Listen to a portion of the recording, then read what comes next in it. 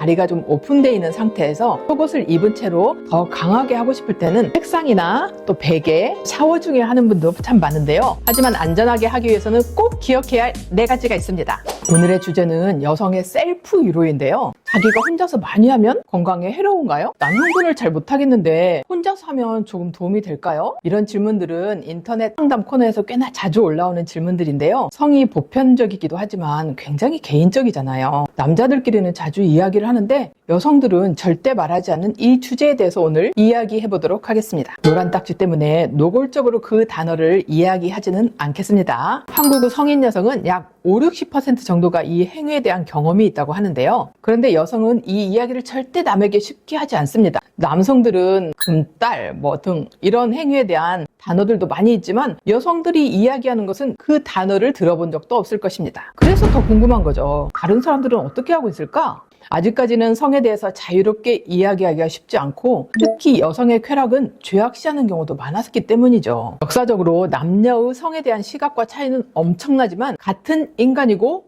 본능입니다. 샤워를 하다가 혹은 혼자서 자신을 탐색하다가 좋은 느낌을 경험하는 여성이 많이 있어요. 그래서 여성도 남성처럼 혼자서 하는 것은 굉장히 일상적인 경험입니다. 그러면 어떤 방식으로 여성들은 이 행위를 하고 있을까요? 일단 누워서 하는 사람도 있고 앉아서 하기도 하지만 기본적으로 다리가 좀 오픈되어 있는 상태에서 앉기가 쉽겠죠. 여성 대부분은 공에서 가장 큰 쾌감을 느끼기 때문에 대부분은 이곳을 자극할 것입니다. 손가락을 사용하기도 하고 어떤 여성분들은 간접적인 접촉을 더 선호하기도 합니다. 이곳은 질안에 있지 않고 바깥쪽으로 나와 있잖아요. 이곳을 잘 자극하면 혈류가 발달하면서 하반신 전체로 좋은 느낌이 퍼질 수도 있어요. 그래서 속옷을 입은 채로 전체를 감싸듯이 하다가 속옷이 없이 자극을 하는 방법도 있고요. 두 번째로는 도구를 사용하는 방법입니다. 움직이지 않는 사물을 활용할 때에는 마찰시키는 방법을 사용하기도 합니다. 베개, 토이 같은 것들을 사용하는 분들인데요. 토이 같은 것들은 진동이 있는 것으로 손가락이 막 움직이지 않아도 스스로 알아서 잘 자극이 되어서 많이 사용을 하게 되죠. 특히 진동이 되는 것들은 그 세기도 조절할 수 있고 그 형태를 조절할 수 있게 나오는 것도 많고 모양도 크기도 굉장히 다양하게 나오고 있습니다. 하지만 그 행위를 위해서 만들어진 물체가 아니라면 특히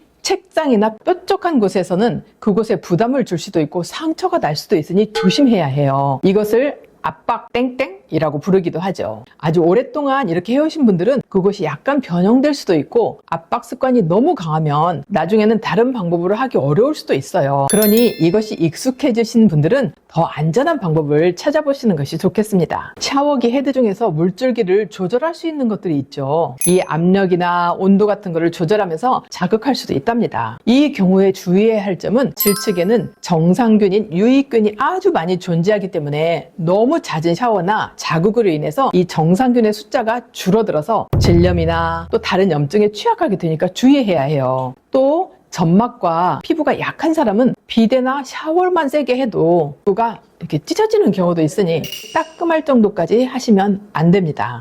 이 외에도 남성 그곳의 모양과 비스무리한 도구를 사용하거나 집에 있는 안마 도구를 활용하시는 분도 있어요. 제가 받은 상담 중에는 과거에는 탈수기가 있었죠. 빨래를 마르는 그 탈수기가 지금보다 더 많이 있었는데 그 탈수기 위에 올라가 앉아있을 때 정말 좋았다고 그래도 되는지 상담하는 경우도 있었어요. 성감이 줄거나 없는 분들을 치료할 때는 이런 방법을 권장하고 많이 해보도록 했는데요. 이 행위를 하면 자신의 몸을 더 잘 알고 반응에 민감해져서 파트너와 할 때 정말 좋은 결과들이 많았습니다. 한 여성분은 남성과 할 때는 만족하지 못했는데 이제야 내가 원하는 게 뭔지 알았다 라고 말하기도 했으니까요. 혼자서 경험하면 파트너와 관계에서도 더 적극적으로 원하는 것을 말할 수 있게 됩니다. 정말 마음이 편한 장소 그리고 시간에 하는 것이 중요합니다. 두 번째로는 위생을 청결하게 유지해야 합니다. 세 번째로는 과도한 압박은 피해야 하고 마지막으로는 중독이 되어서 일상생활이 어렵지 않게 조절을 해야 하는 것입니다.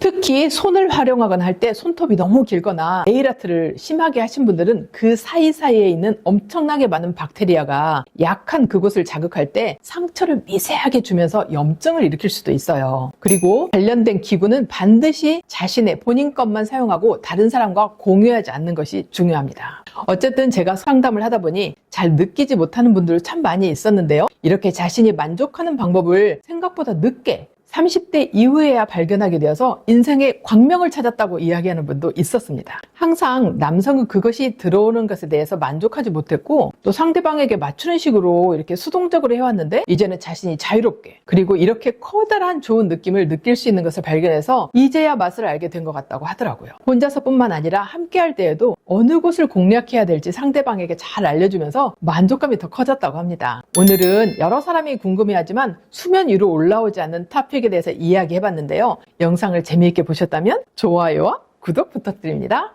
감사합니다. 안녕.